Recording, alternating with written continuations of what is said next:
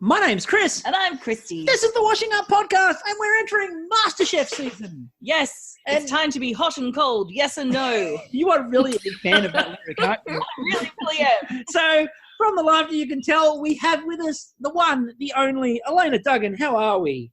Hello. I'm very well, thank you. I'm also hot and cold, but I think that's, just the weather at the moment. You start off waking up in the morning, freezing your bum off, and then by about absolutely, it's summer again. Well, one layer off and another layer off. And then you've today got was the first a weird situation with the door open and jumper on, and you're like, I can't wait this weather out.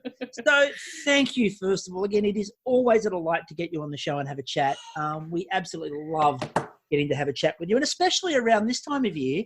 It's an exciting time of year. It is. Yeah, and especially, this is like a rebirth. Like, it really is. It's a rebirth of Masterchef. So, Phoenix rising from those hot and cold ashes. Yes, from those hot and cold ashes. So I'm interested to know, are we excited for this series?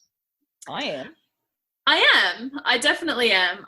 It probably more so because I know a lot of, if not all of, the contestants, which is a really bizarre position to be in. It's positive because it means going in, isn't it? cheering for who and how am I possibly not going to have favourites is going to be very challenging. So I'll have to keep that close to my chest. Yeah. But I've also worked with Andy, love him dearly. Have worked in the Three Blue Ducks with him, and I admire the other two quite a lot as well, and have eaten at Arana, and so it's I am excited to see it in action and on my screen, and I'm pretty much flat out of Netflix and stand to watch, so it's perfect timing. So there you go. Exactly. And they're only releasing RuPaul, every week. I know. Can't binge that. That's killing you. So it's but there is a next new episode of Tiger King coming out this week. So Are you what? Huh? yeah, An episode? Apparently they're filming another episode this week and releasing it. So I don't know how they put all together that burned footage. Sheesh. Anyway, so it's a fascinating time. I think, as you said, first of all, it's the rarefied air of we know people and know going in who these people are. The other interesting part of this is going to be that we know who these people are. We've seen them before. We sort of understand how they cook and the way they cook and their styles.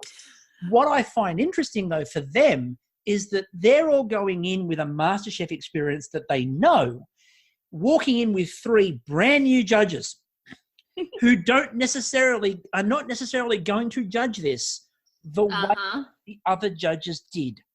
Yes, absolutely. I find this setup absolutely fascinating, because I think that you've got, and we've talked about, Andy obviously very well versed in every part of this show, having, competed as well. But then I'd just like to hear him turn out and go, someone hands in a dessert, goes, dome mold, really? They're still there? Moved on. And then obviously Jacques come back and done a bunch of bits and pieces on the show. And again, we've talked openly about the fact that we are so happy to see Melissa Leong. Yes. Again, having watched Chef's Line and just loved everything she's done on Chef's Line. Yeah. This, I think, has a lot of potential to it. Absolutely. So, yeah. Oh, me. Okay. Yeah, you. Me. I am Kristie, and I've got some thoughts. Please tell me. Tell me your thoughts, Kristie. Kristie's thoughts of the day. I think that it's going to be, I think this is a beautiful soft entry for the new judges, because you've got contestants who some of them have existing relationships with. Yep. Very strong existing relationships. Yeah, we're going to do a rundown. When we do the rundown, as we get to a link, 6 degrees of separation from the judges. There'll be a very strong judge alert where we can link you to somebody quite easily here. Yeah. So I think that will help in terms of, the relationship and the rapport is already there. And so we won't have that awkward kind of getting to know you phase, which, because previously, Matt and Gary and George had the gravitas and it was expected that would be, but this is a bit more I'm looking forward to the first time that, for example, Andy has to judge someone who was in his season. That's going to be fun. Yeah, absolutely. Yeah. I look forward to that. It's like going to the doctor with someone that you went to school with. You beat me in this challenge in my year. So. Hi, John, who sat 3 rows away from me in maths. I've got a yeast infection. Worse than that, and I mean, obviously, as an educator as well, and I ended up a couple of years ago at the hospital. And I'm in the hospital, and most of the students that I've taught, a large percentage of course, have gone into nursing. Yes, and it's great fun when you're there, and they're like awkward, and then later on, one of the other nurses comes to you in triage and goes, "So she thinks that she knows you?" I'm like, "Yeah, no, I taught her." It's really funny, and like a lot of the students I've taught have become nurses. So instead I go to a hospital, I'm like, "Hi, how you going?" Absolutely. You liked me in history. The whole teachers thing is bizarre, and it's along with MasterChef, the places that you see and run into people that it's totally bizarre, and I guess that's stuck with us for life. Well, that's the other side of it that you would have, is that you've got that people coming up into the street and saying hello, and you've got weird flashing moment of, do I actually know them from teaching? Do I know them from friends? Or have they seen me on MasterChef? Yeah, absolutely. And I still, if I run into people that I have seen on television, go, why do I know them? Because I definitely haven't worked with them. And I forget that I'm coming into contact with people in the media industry as well. And then I'm like, oh no, you're being those other people that come up to you and do that same thing. It's a very, very funny little world. I mean, this just gives me a chance to do something which is my favourite thing, which is embarrass a mutual friend of all of us. When we went over to Perth, and we're over in King Park, Perth, and we're there with the one and only Robert Harwood, and we're all standing there in the middle of the night. We're just sort of looking at Perth and the lights and having a conversation. And this couple are walking past, and she turns around and clocks Robert and is staring at him when she works it out. And then she works it out. And you can see the change in her face. And she taps her boyfriend and she points and goes, "That's Robert from Bake Off." And he's like, Who? And Robert missed it completely. And he's just standing there looking off. And I went, "Did you just see that?" He goes, "See what?" I went, "You finally got clocked. I've been with you a few times, and this is the first time." So there's that moment of, you could just see her going, "Do I know?" And she went to walk up like she knew him, and then she realised who it was and went, "Oh, no, vision." Yeah. Not someone. And as a new parent, this happened. This is a whole new level of this. If I go out with Jonathan anywhere, people come up and start talking to him and everything, and then that's their opener to talk to me about MasterChef or other television stuff. And I was like, oh my God, I was just this totally naive parent of a cutie and just having a lovely conversation. And then you're like, "And so tell us the latest on." I'm like, oh my God. What a cute child. What a wonderful child. What's it like to meet Gary and George and Matt? It really, really throws me because I'm totally in mum mode in those moments. So before we talk about this series, what I really want to talk about is Dubai. Yes. So we were desperate to get you on to talk about Dubai, and obviously then, we decided to wait until they were releasing MasterChef, because then we can do a 2-in-1. But I really want, so can you just twofer? So tell everyone about the Dubai experience. People are probably wondering why they should care about Dubai. Yes. In general, it is the home of the world first MasterChef restaurant. So it's MasterChef, the TV experience restaurant, which has taken about 6 years in conversation and paperwork to get up and running, let alone all of the local council building, all of the rest of it, etc. It has a menu that is carefully curated from items presented by MasterChef alumni from the UK, the USA, and Australia. But we all know that Australia is probably high up there on popularity in terms of how it's viewed around the world. So there's a high and quite a few of the Aussie contingent make an appearance on the menu. So you can go in at any time and eat items that were cooked on the show in that series by your favourite contestants, and it's a pretty cool experience in that sense alone. When you walk in, the restaurant feels a little bit like each of the studios. It has elements of each of the studios. It's got an open kitchen, which is fantastic. So when each of us who do feature on the menu go over and do our residency, you can actually have a masterclass, and then we will dine with you after the masterclass. So you'll be eating with us the food that we've just prepared. So I have to ask the question before we get into that. I have to ask the question: is the most popular dessert item menu white chocolate velouté? It was actually a savoury dish that John was cooking, which is why it was controversial. I know it was a savoury dish. It would definitely be confusing. My dessert on there, apple cheese and bickies, is confusing enough because everyone's like, "What the hell are bickies?" I don't know what a bicky is. So white chocolate velouté would really throw them. It's a starter. But it's kind of like the original Hard Rock Cafe, and there are, probably like a Matt Preston suit in the corner. Well, there is a little bit of this. So there's a wall as you enter, not a wall, like a petition, not a petition. What's the word? It's a structural item on the right as you enter, and we've all signed it at our height.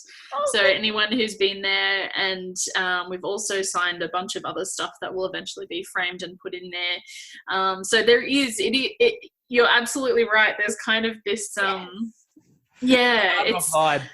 yeah, and it's a bit surreal to be a part of it, actually. And like, I was staying in the hotel that is home to the restaurant, so I was constantly in and out of people seeing my face everywhere, which is bizarre. When you're in a hotel, to pop downstairs and see a life-size cardboard cutout of yourself, I presume. Yeah, and different ones most days because of the different events, which was hilarious. Like, what's Elena thinking today? It was very confusing for Jonathan because they were life-size, and he was like, what is going on here? Here's the one I go to. That one's kind of flat. But it sounds like it's an amazing experience to get to go over there and sort of do that. I had a ball. All of us did.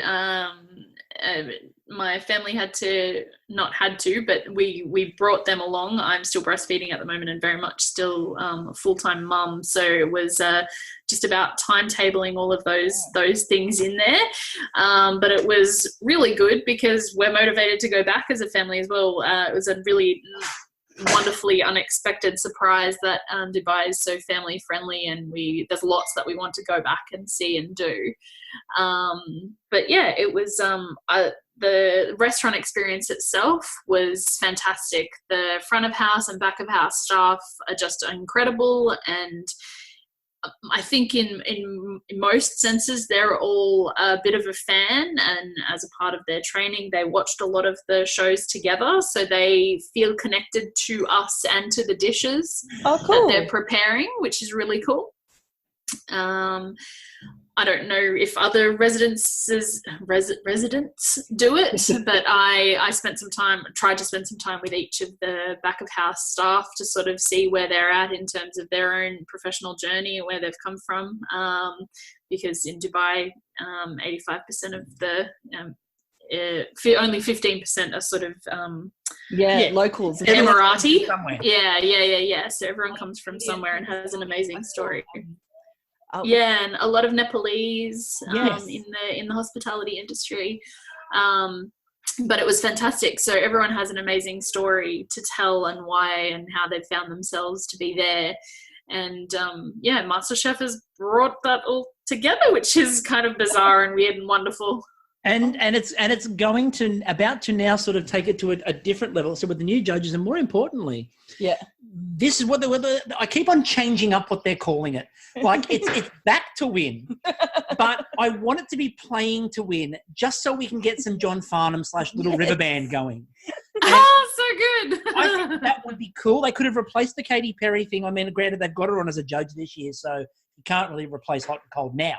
But I would like it to be This Time I'm Playing to Win, and like LRB John Farnham with the long mullet and the... I think that can be your new theme tune for the I'm going to sing podcast. It. Oh, absolutely. If you don't think I'm going to sing that at some point this year. So good. You got it coming. So let's go through I'm not sure that the contestants themselves are that convinced on the title either, because some of the interviews that I've heard, when they say it, that's the tail end, they're not really selling that well, because they're back, definitely. In it to win it, back to win, All-Stars, what are we going to call it? Of course, we have had an All-Stars before. And very early on. Okay, we'll get to that, because funnily enough, the winner of All-Stars in 2012 is back. Is back to win. So obviously, look, we cannot have a series. I won All-Stars.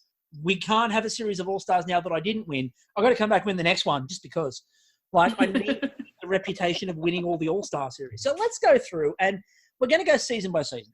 Okay. So we're going to start with season 1, and of course, the big get in season 1, Chris from season 1, who came third. So remember him for his fedora. Obviously, the Biramasu. Look, it's good to see Chris, but and I'm not going to shortchange people. There are obviously some people that have bigger names we need to talk about. His father-in-law actually designs, builds, and sells the most incredible hibachi grills at the Noosa farmers markets. Okay, so forget Poe. Let's go back and talking about Chris. I want a hibachi. Fun fact. So forget fun fact. I want a hookup. Anyway, I need a hibachi. We've got a balcony. They are the most incredibly designed and they are really beautiful. I'll send you a link afterwards. I'm not lying. I'm making notes. Yeah, so it's Julia's father. Yep. And so she's sometimes there as well. But I've had quite a few decent conversations with him. He's got a really incredible approach to metal and woodwork. I like the idea that maybe, like, if Chris gets in trouble in the show, he can, like, tag in Julia as, like, his second to sort of I like that idea. If only each of us could tag in. Oh, how fun. Why haven't they thought about this? Masterchef, Royal Rumble. Like, there's an option there, people. 10 teams go in, 1 team goes surprise away. Really. All right, let's talk about the big one from season 1, Poe, which what a legend. She's absolutely brilliant. I was staggered that she said yes to this. I was surprised as well, but I think that she is a legend and she is wonderful on screen, and I just know that she's having a positive impact on every other contestant there. Yeah. So I think for the experience alone, like whether or not the motivation is it's hard for me to talk about the motivation to win, because that was never my motivation. I was gonna say, so I don't know whether that is the motivation for a lot of people here, or whether it's about having the experience again, because it's a pretty freaking awesome experience. And we know that Poe loves the experience, because I mean, she was back last year obviously as a mentor, and everyone like praised Poe's mentorship. Oh yeah, she was wonderful. Like her mentorship last year was excellent, and I thought that, like, you can see she clearly has a lot of love and care for the brand, and I think that's one of the reasons why she's doing it. Not so much. And again, the back to win thing, there's a competitive streak, and people are going to want to probably win once they're there. You're not going to sit around. No, I don't want to go home week 1. Like I don't want Gordon Ramsay throwing me out week 1. You don't start absolutely. Going, just doing this for fun. Well, I've never started a board game doing that, but that's me. And we've I feel like for a lot of these people, it's the love and care for the show. And I also think there might be a few of them that look at the new judges and go, this is just going to be a really interesting way to do MasterChef. And I'm really interested to get a different perspective and a different take. And I want to be part of this. And I also think there's a lot of, because they know a lot of them know these judges very personally, I think there's a lot of it too of, it's just be a really cool thing for us to all sort of take the brand and move it on to somewhere new. So I think absolutely.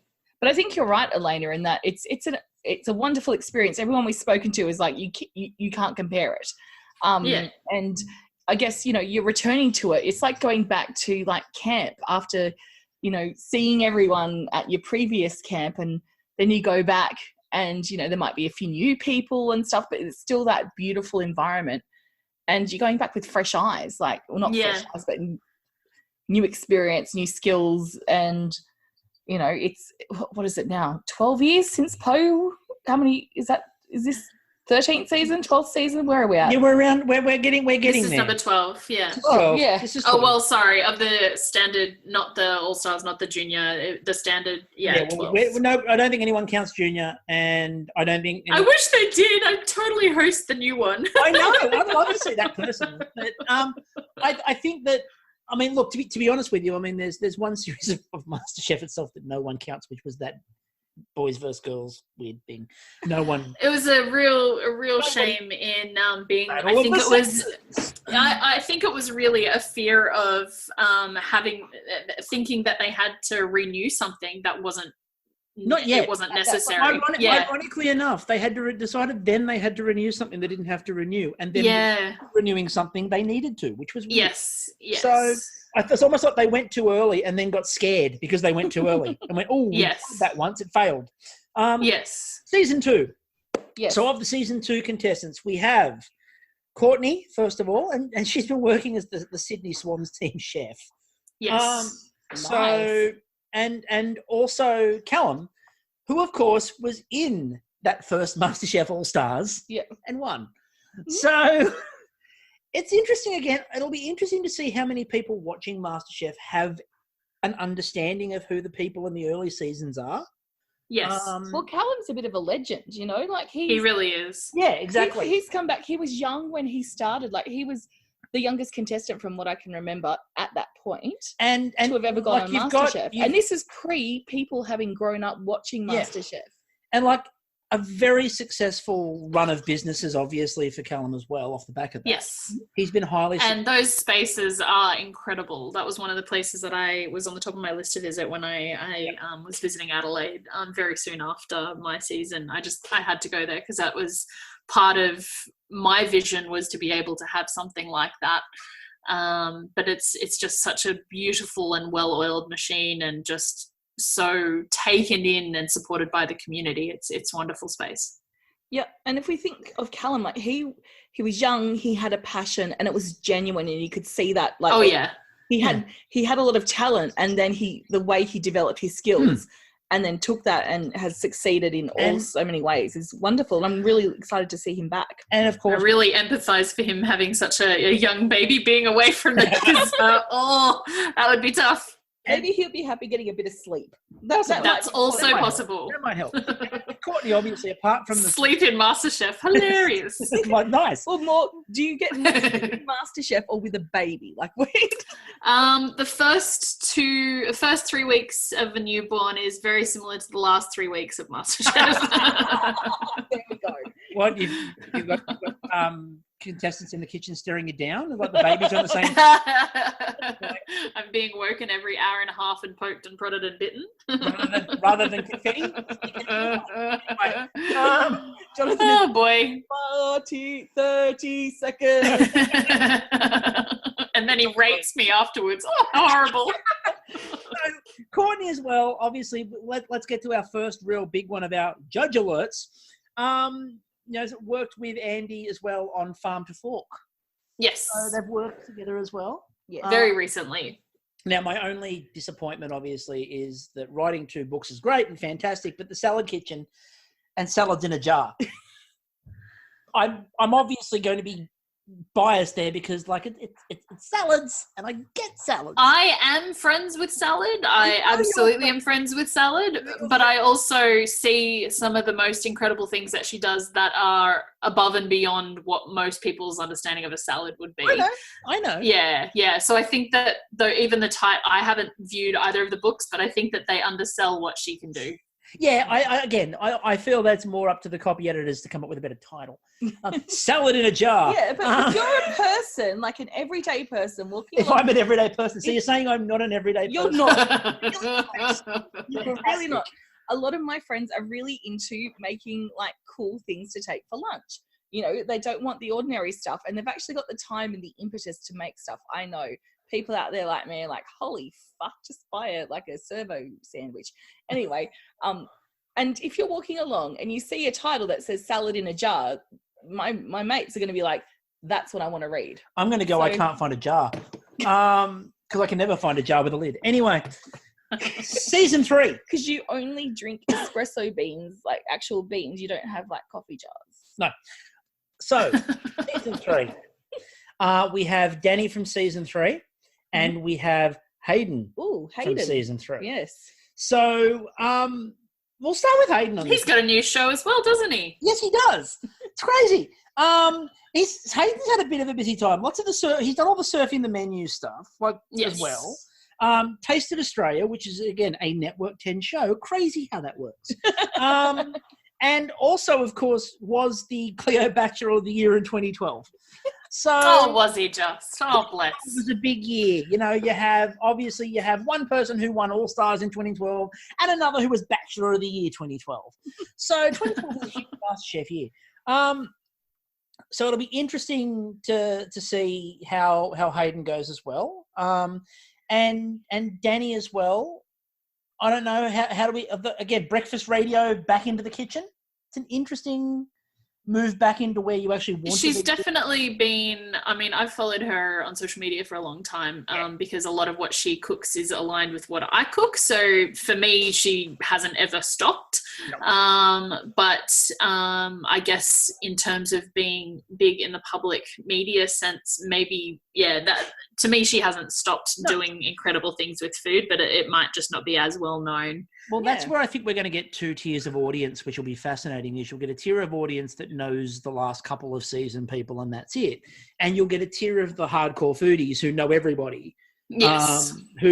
So you'll get this really interesting conversation. But I think it's beautiful as well because there's a lot of people who are coming back like Danny who, you know, haven't had a platform, or, you know, like their platform's not been massive, but also have done things in previous seasons, and have a lot of skill, a lot of knowledge, a lot of passion that they finally share again. So and again, absolutely, and again, and you've seen this obviously from both ends. First of all, going on the show after these people, but also then people following you, is that everything in MasterChef, it tends to be derived from what people have seen previously, and so for a lot of the people in the later seasons, these people were sort of the thing they looked at and went, oh, okay, you can do that. Yeah. And sort of gave the inspiration. And that's, I think, where it hit that point of this is no longer achievable by home cooks because everyone was constantly trying to outdo each other. Not necessarily on a personal level, but just sort of going, okay, well, I can do all of those elements. I've practiced that now. I can do all of that and more in an hour's cook. So into season 4. So season 4, we have Amina and Ben. Love Amina. Yeah, let's start with wonderful Amina. Ben. Yeah. Let's start with Amina. So she's been rather busy, obviously. She had her cookbook. She's fairly recently had a child as well. Yeah. Uh-huh. There's a lot of people escaping to MasterChef. Run away. Is it? I wonder. It's hilarious. I wonder if it's also for like the package value. So when they're like, you know, trying to build up their background, they're like, I've recently got a child, and this would mean the world to me. I'm doing it for the kids. So they're like, have I mentioned recently that I have a child? Well, it's yeah, stealing an honour. We've talked about. I want to go back on MasterChef. Is that why you kidnapped this elderly woman from her nursing home? I actually think this works because the Nonna stories will be all played out because they will have. So now it's the mama stories. So now you've got to have a child because you've used your Nonna card. But you've got to go with the as a mother or as a father. But then I used my Nana and my Oma card, and I used my Mama card on last year, so I had no chance. Yeah, well, now if you ever find yourself back, you've got the Jonathan card. Well, no. I was pregnant with him last year. But pregnant with him. Oh, okay. So I was like a half point card. It's a double card. Yeah. You can play that card twice, right? You can play that card again. That's a second playable You're card. an expectant mother, whereas now you're an actual mother. Exactly. different context. And obviously having Ben, again, judge alert and a half. Yeah. Oh boy. I don't know how. Yeah, it would be so incredibly hard to be objective. Oh boy. He would just walk up and just go, "You've done better than that. I've seen you do better than that in your sleep, dude." I know what you're doing, man. Yeah. Look, we've had this conversation. I know what you're doing. Or, isn't that one of my recipes? That's what I'm waiting for. Yeah. I know the guy who gave you that idea. Pretty good chef. No, but obviously Ben in his own right is awesome as well and has done so much, especially like, again, having his own restaurant in Tasmania. But obviously the Andy and Ben connection there is going to be just really interesting from a judging perspective. Yeah, and I mean, as a teacher, people used to always ask me how I could be objective in terms of looking at artworks and judging artworks, but that's why we have a criteria, and I'm sure that they've discussed all of this before going ahead to it. So even though I'm in that same boat of going, how can he possibly be objective? They obviously will have to be. Their integrity in starting this first season together is at stake, so they can be nothing but, I think. I think there's a lot on the line for the judges, and they know that. And plus, they're not silly people. No. Like, these are people who know their shit. And I mean, THEIR, is that it? Not THEY apostrophe RE. Is that the yeah, one? you had it right. Anyway, Yeah. you had it right. I knew where you were going with that. Yeah. It's true, though. And the other thing is, too, like, and for example, we'll use Bake Off as the example. There is actually a written judging criteria for Bake Off. Like, so they've actually got a written criteria they can fall back on if they need it. So that's very comforting. yes, and I believe that was a Maggie criteria for going on in the first place, where she wanted a written criteria. Oh, bless. So they have that so that they could come back. How great is Maggie doing live cooking shows at the moment? What a legend. We mentioned that last night as one of our things we've really loved seeing, is that having Maggie back on Instagram and cooking again and being Maggie Beer is just heartwarming and lovely. And it's really good to see Maggie. Plus, you know, she's had a fucking devastating one. Exactly. Yes. Yeah, and yet she still opens her heart and gives. Yeah, she's still. I guess giving is healing as well. She's still being Maggie Beer. Season 5, obviously, we start with Linton. So, again, sort of coming back. Again, another one, and we're going to see this again later on with maybe someone you've worked with. But a former maybe co-host. This needs to be okay. I've just worked out what the tagline should be. Masterchef again. Just again, underline dot. So obviously a former co-host in my market kitchen. So not your co-host. We'll talk about your co-host in a minute. But so obviously getting Linton back in, that'll be an interesting thing for the series. Obviously season 5 represent, and the only representative from season 5. Yes. So it'll be interesting to see how Linton No pressure. does. No pressure. Representing the whole season yourself. I wonder if we're going to see like the seasons sort of start representing. And it's like, there's definitely a high contingency of season 10s. There's a lot of those. Season 10's everywhere. Like, it's everywhere you look. 10s across the board. So season 6, out of season 6 has actually got 3, which is a fairly bulky group of people, obviously. We've got Amelia, we've got Laura, and we've got Tracy out of season 6. So we've got Amelia, obviously had a really, good dessert in the grand final. Mm-hmm. And didn't manage to get over the line.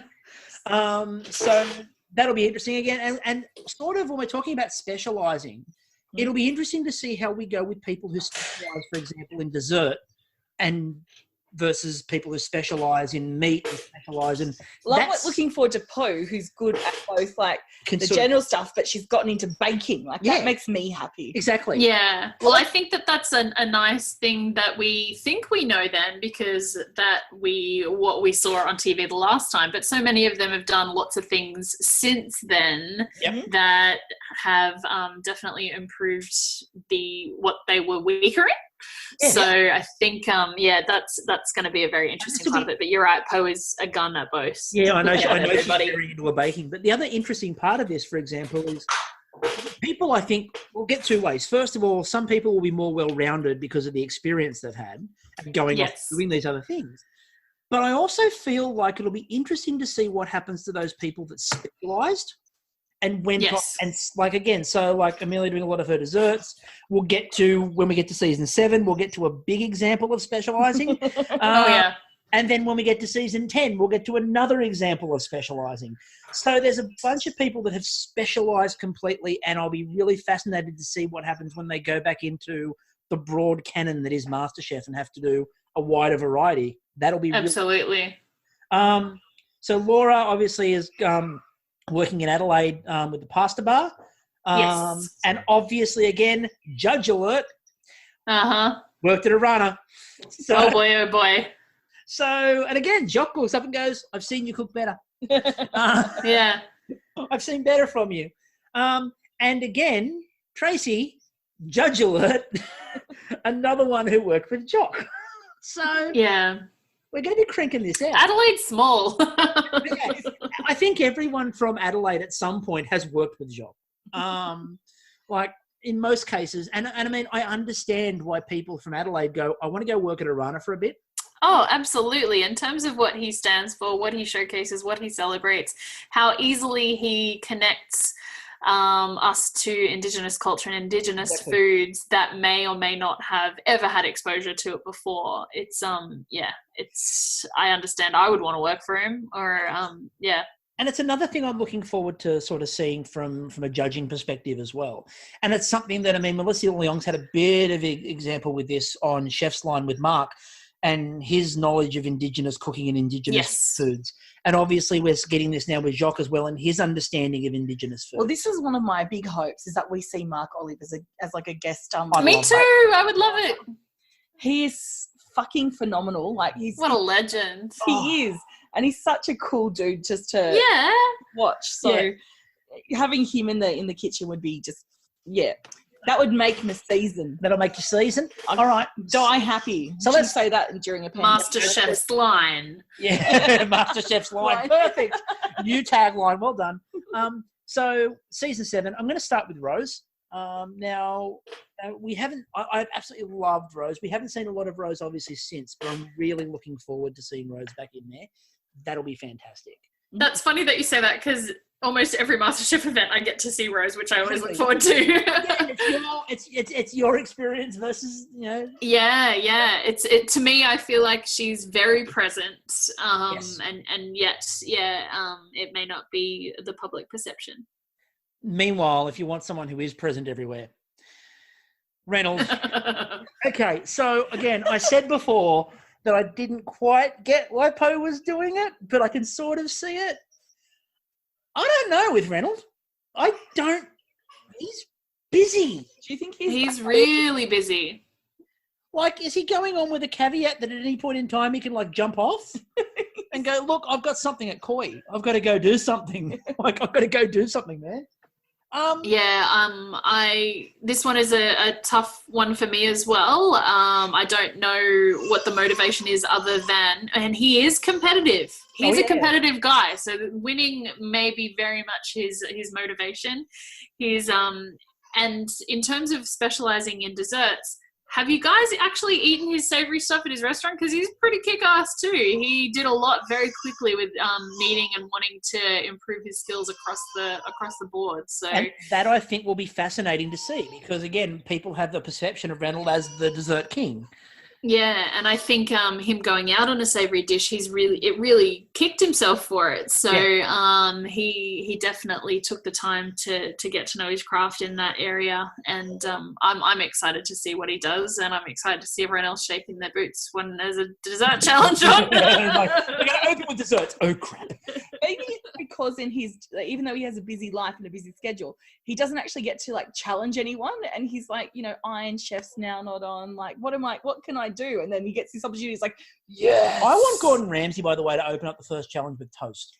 I want MasterChef host. No, but toast is... And then, is that only so that he can put someone's head between the two bread pieces Exactly, and go, you are an idiot sandwich? Yeah, Oh, I'm this is sandwich. one of my favorites. The whole purpose for it.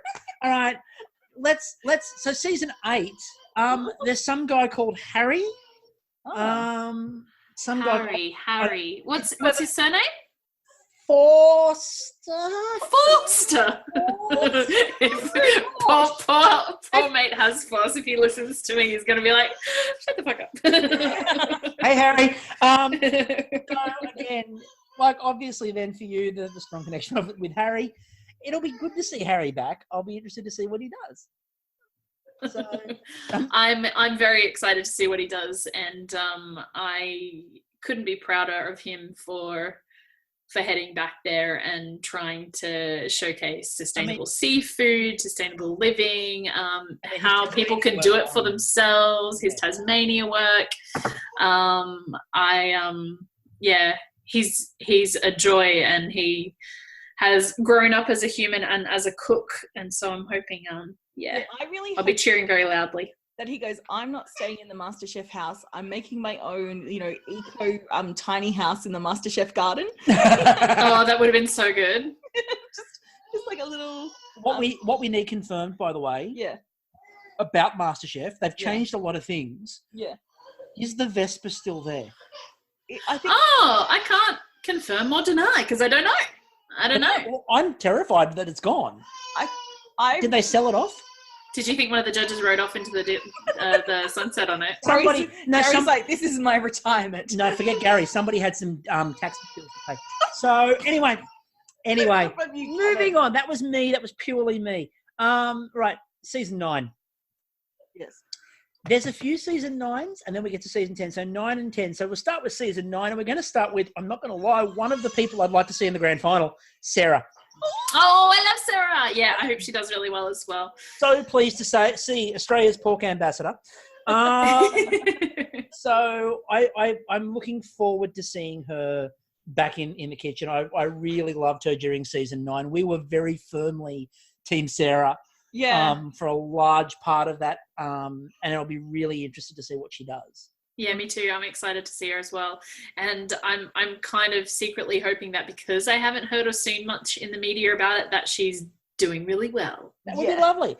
And of course, we've also, from that season, we've also got Ben. So Ben's returning, the Ice Cream King, the king of Ungerman Brothers Ice Cream, of course. And I have no doubt that he's really hoping that every challenge is an ice cream or in some way, shape or form can be turned into ice cream. So look forward to a steak ice cream coming near you. Season 10, right? Yes. Now, we talked about this before. Wow, there's a lot of season 10. There's quite a few of these guys. I'm just going to suggest that season 10 answered the phone. So, all right, I'm going to start with the first one. And I'd go back and do it with all my mates too, but... Yeah, exactly. I'll come back. You come back. Are you going back? I'll go back if you go back. Okay, I'll go back, but I'll only go back if you go back and they go back. Okay, all three of us are going back, but they won't go back unless the other person goes back. He'll go back? Right, gotcha. Okay. So let's talk about the first person, because the first person, I believe, is back as part of the settlement. Brennan Pang is back. A hashtag victim of Cobram. So obviously hoping that he doesn't get cut again. Literally. He's had his pop-up dumpling kitchen. He's gone over and worked in London for a bit. He's got his own book, which is coming out. I do like the title. Memoirs. When's it coming out? Oh, it's coming out in May. Oh, that's good timing. Really good timing, isn't Perfect it? timing. Spectacular timing. This is a book about dumplings. What a title. He is a legend. He is. He really is. So it'll be good to see. I don't even eat, I don't think any of his are gluten-free, but I would buy that book. Yeah, I'm looking forward to it. They're so beautiful. All of his posts are just gorgeous. So another one I'll be interested to hear from again is Jess returning.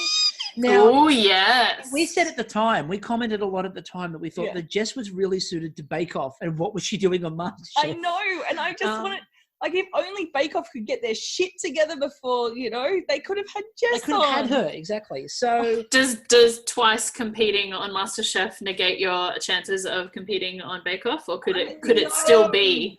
No, well, given that, to draw back the curtain a little bit, to point out the fact that the casting agency is the same one now, you can probably Castor Sugar. Okay, Castor gotcha. Sugar are doing everybody. And can I also I want to point out the hilarity again. Yes, I'm referencing Robert. So what? Robert again got. He's a legend. He deserves it. Exactly. We commented on my podcast last night, and I always get a message. Thanks for the shout out.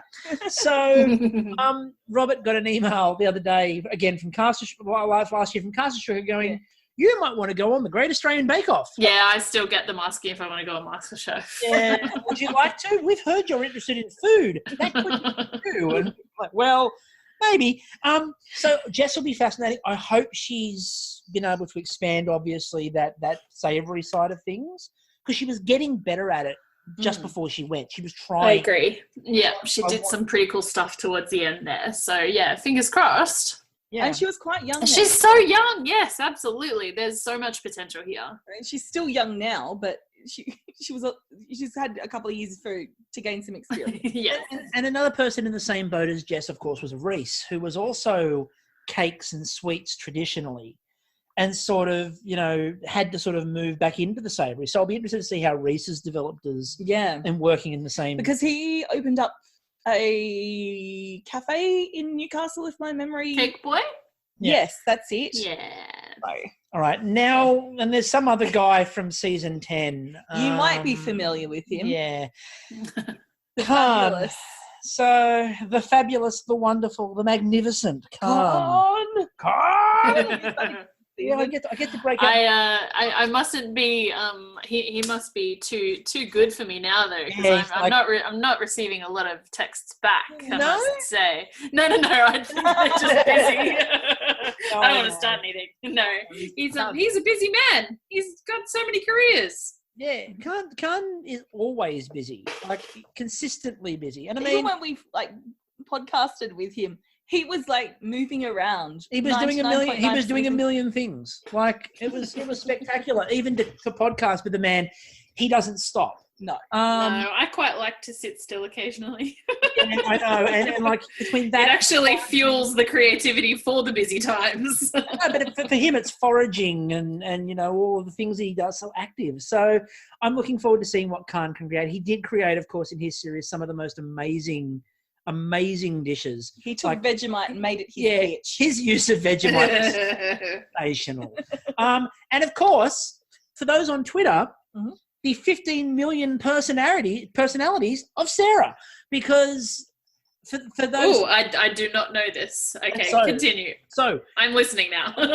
Percentage of the roll call group on Twitter, and again, for those listening to the podcast, if you go to at the Washing Up Podcast and give us a shout out. We do a really big roll call to get everyone in on the same sort of conversation and chat and bring everyone in. Yes. About 5 people on that chat had been accused of being a Sarah Twitter account. Oh. They've been accused of being Sarah in disguise. And she was Neil, hiding under a bunch of... Neil was, Victoria? Kim had... Yes. There was a bunch of people. Do we really have the time? All of whom had been accused of just being Sarah. And so most of them started writing in their profile heading, not Sarah.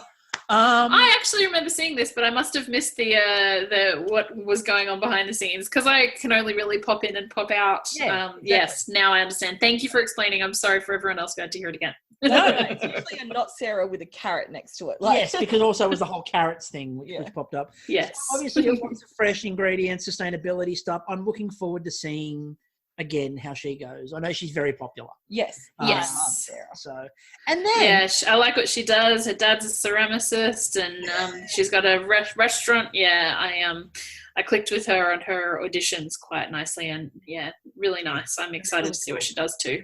And then season 11, we've got Simon and Tessa back. So we've got both on my team in Noosa, by the way. Yeah, Team Elena. As if I can take any credit whatsoever. No, what a couple of legends, though. Even though you can't take it. So no, it's going to be interesting to see, especially since we've talked about this whenever they do the challenge to come back in. Yep. that being in the MasterChef kitchen more recently a lot of the time is beneficial, and quite often you see a person who's gone in the last 2 challenges come straight back in. Yeah. Because yes, they've been in absolutely. I Or mean, even the person who's due to go that day. Yeah, like they Yeah, go. it's quite interesting. Yeah, they go, walk out, and walk straight back in to do the immunity challenge, and you're like, oh, come on. Like, Yes. that's an advantage. So I wonder if it'll be an advantage for Simon and Tessa. Now, the interesting part of this, of course, is brand new judges. Yeah. So they will be very Dum, dum, dum, dum. Yeah. Very Yes. seeing what the other 3 judges, what Matt and Gary and George were doing, and now they've got to adjust, and they've probably got a harder adjustment than everyone else because it's so fresh. Yes, absolutely. So to some degree, they will be in the right mindset. Yeah. But yeah, other things can definitely become harder. So it's there's advantages and disadvantages all over that list. I feel like there's a lot of we've got a lot of people interested in like sustainability cooking as well. Mm-hmm. So you got what a marvelous time to be talking about that. I know, and we'll speak to you about that one in a moment. It's a nice little segue. Also, for the record, I really wanted Tessa to win last year. So, I'm so excited for Tessa to be back. I'm glad to see Tessa. Me too. I really enjoyed everything. I know that there was a little bit on social media about her being overly confident, and I'm thinking, where is this coming from? Because she's quiet, or because she knows what she's doing? Or because to me, I clicked really easily with her in person. I empathized with where she was coming from all of the time. She studied her butt off. Yeah. She reads a lot. Even the work experience that she did between finishing last year and going into it this year, she aligned herself with chefs who she admires, who I admire, who I think are great innovators in Australian cuisine, because she wants to make a difference and make delicious and amazing things. I think she's doing all the right preparation. Yeah. I'm excited to see what she does too. I mean, we really liked Tessa. It was a weird backlash that started to appear about Tessa, and I couldn't get it because it was clear that she'd put the work in. Coming from a women's perspective, you probably get. I thought this might be the same thing as well. Yes. Yeah, I honestly feel that it's people who can't get their head around a woman just being okay with and confident in her skills. Yep. I 100% agree. When I started going quiet on the show, when I started giving monosyllabic answers and getting on with my work, I got told that I was all sorts of things online as well. That was the only thing I could put it down to with Tessa. Yeah. And you look at the guys. If a guy's doing that same thing in the cook, which a lot more of them do because they've been given permission to do that in our culture, it's just accepted. Accepted. Yeah. So the fact that we've got a woman who doesn't fit the mold of and this is no disrespect to women who cook at home and are the motherly, homely type, like the Julie Goodwins of the world, because she doesn't fit the mold, and she's more kind of, ambitious. She gets labelled. Yeah, ambitious, focused, and knows what she's doing. Absolutely. Yes. And again, that's confidence. It should be applauded. Like it's in terms of the competition, the arc of her in terms of when she she understood that it needed to be simple, elegant, and not a whole lot of faff. Like, to me, I saw that and I went, whoa, that's early in the competition that she's able to just go, that's all it needs. Yeah, there was that nothing more, nothing less. Yeah, there was that moment for her where it clicked and you saw it click. And then you just saw her just start churning out amazing dishes because she worked out what she needed to do and worked out how to back it off and still make it elegant. Yes. And it was just highly skilled. So, and it is one of the things that I am now concerned about with Miss Melissa Leong coming into it, because she is a powerhouse. She's a woman that knows a lot, has a lot of experience and skills, and also won't put up with people doing the whole Asian flavors or. Oh yes, you'll need to be specific, which I love. If she's holding people to account, I think that's fantastic. As Jock will for all Indigenous stuff, as Andy will for all sustainability stuff. It's I quite like that. Yeah. That's cool. I think it's a really good positive change there, because you've got this ability of people to call people out and go, no, you can't just do Asian flavors and get away with it. No. Know the cuisine. You know the difference between Italian and French. Know the difference between Thai and Malaysian, know the difference, you know, between the regions there. Yes, absolutely. And I think it'll give the audience a chance to really sort of engage and go, oh, these they really know what they're doing. These people are going to have to be on their game if they're going to want to actually win this. And that's what makes it such a fascinating competition this year. It's literally and anyone could possibly win this. And it's not just saying it as a cliche. Literally, the range of skills and abilities you've got in there, it's an open field. And depending on the challenge, any day could be anyone's. And it depends on also what Gordon Ramsay does to them all in week one. So, please be kind, Gordon. Who recovers from their existential crisis quickly? Who isn't an idiot sandwich? Exactly. So to tail it off into something, just to finish it up, especially at the moment with everyone sort of being at home a bit more, the idea of that sustainability and that idea of sustainable food and sustainable cooking, obviously something you're very passionate about. So it's a good time to get you on and have a chat about that as well. So, how fun is it seeing everybody cooking at home? Oh, it's brilliant. Yes. I love it. I'm seeing pickling, I'm seeing fermenting, I'm seeing drying, I'm seeing all of these different preserves and people actually giving a damn about what they're putting into their bodies, where they're getting their food from, and I'm excited. I think it's brilliant. It's one of the best things that could come out of a really awful situation. Absolutely. Like those of us who are in the fortunate enough position, because, you know, we're really seeing the food privilege play out in the COVID-19 pandemic. We're seeing the people who have a lot and do not acknowledge that they have a lot with, you know, coping with the new world. And we're seeing people who do not have a lot and do not have the same privilege, really struggling to, and it's good that we're seeing supermarkets respond and create spaces and ways for people with less privilege to get the food. But I'm stoked to see those people, those smaller companies as well, responding without at the suggestion of people in the community or people in the media. Like this is unheard of. We don't have time to wait for things to pass through through government, etc. We need action, and I'm so excited that there is a lot of action going on in terms of the different food systems and how and people's access to that. I love that. I mean, it's inconvenient to some that delivery was cancelled, but to know that it's going to all of the people needing the NDIS support, that's fantastic. Absolutely. I'm happy to forego my delivery for that to be a case, because I wouldn't be able to do that myself. So it's as you said, it's definitely the differences in society are becoming, it's an equalizer. It's one of the things that I see. I work with people who've got motor neurone disease, and it's a disease for the majority of people who have it that is quickly progressive. Usually they die within 3 years of diagnosis. And the fact that one of the huge things is their respiratory function can be compromised. And suddenly, like, their loved ones who are caring for them not only have the burden of, just the general day-to-day care, but now everything in terms of going out to get prescriptions and going out to the grocery store.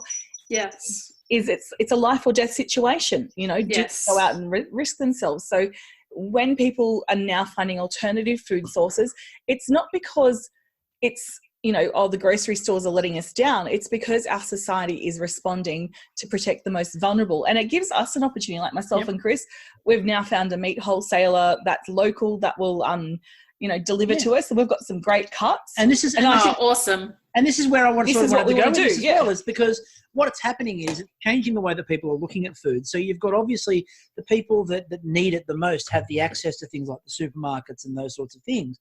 And for those people who are in a fortunate position, which we are, and that ability to be able to go and actually access food and access these things like all these different delivery packets, which are fresh fruit and vegetables supporting local producers. Meat cuts supporting local farms, bakeries delivering. So being able to support those businesses, and at the same time getting the food in that means you can create within the kitchen. Those sorts of things. Like, it's a really interesting time, and it speaks to this idea of that sustainability and the idea of being able to sort of take control of your food again. Yeah, and in doing so, take a little bit of control of your health as well, because it's going to, I mean, I know that a lot of people will forget and go back to a lot of fast food options, but I think that a lot of them will also realize how easy and fast it is to prepare food for yourself and knowing what's going into your body. In terms of some great people doing great things, if I could do a shout out to Cultivating Community in Victoria and a movable feast that they're all participating in. There's a whole heap of social enterprise spaces that are not able to operate as they usually would, not able to help the people that they would usually, and then there's a whole heap of other much bigger mega charities that aren't able to use surplus food because there isn't surplus food, and yet there is a disconnect between producers and consumers. So these guys are connecting all of those people, the people who need it, the people who've got it, and doing wonderful things down there. I know that's Victoria based, but I'm happy to, if people who are listening want to put me in touch with other people doing great things in other states, I'm happy to give them a shout out as well, because it is inspiring to see that when it's needed, we are there for one another. Because a lot of the time, day to day, it doesn't feel like that prior to this. I'm hoping also that people having a lot more respect for producers is going to sort of have a long life, because people affected by fires, etc., they're still going to need our support once we can have less distance between us. Help people, not fix itself. No, just because so crisis hit doesn't mean the old crisis. Just because we're all inside doesn't mean that that's not still outside. So I'm hoping that this has been a good wake-up call, but has given us as a community and society and kindness some longevity. So much. And again, kindness, I think, is a nice way to end it, because, of course, we're dealing with one of the kindest people we know. So thank you very much again, Elena. It is always a pleasure to be able to have a conversation with you. Anything you want to shout out personally? Oh, gosh. Now is your chance. Not me personally. I'm working on a podcast, which will be exciting. I'm working on a YouTube channel, which will be exciting. It'll just be under my name, Elena Duggan. I was going to do some new content for it, but having a very active and inquisitive 10-month-old is proving a challenge for that. So I may have to upload some video content that I've already made and get some feedback on, which might be a great starting point anyway. So, Elena, if you do it with Jonathan there, I think you will attract everyone, because we're all working from home, and all my friends who are parents working from home will know how you feel. This is true. This is true. That might be okay, because I definitely. I mean, most of the cooking I do these days is with him either right by my side or on my back. So and it's a great teaching mechanism for me. So everything that I am preparing, any fresh ingredients, I'll let him touch, taste, and play with, and so it's good for me in terms of keeping him engaged and me actually achieving something other than being a mum in a day. And also a good preparation for anyone going on MasterChef to have somebody hovering over your shoulder all the time. Perfect. Absolutely. A harsh critic. He'll scream at any moment just to keep you on your toes. Put him in a little cravat. In a cravat. Oh my God, I must. So, thank you very much, Elena, for coming on. We're really excited for this season of MasterChef. It's really good, as always, to get to have a chat to you about everything. Thanks for having me, and I wouldn't put it past us to have another chat somewhere down. No, neither would I. So until when we get to the start of MasterChef, obviously, I'm still Chris. And I'm still Kristie. We'll catch you all later. Yes and no.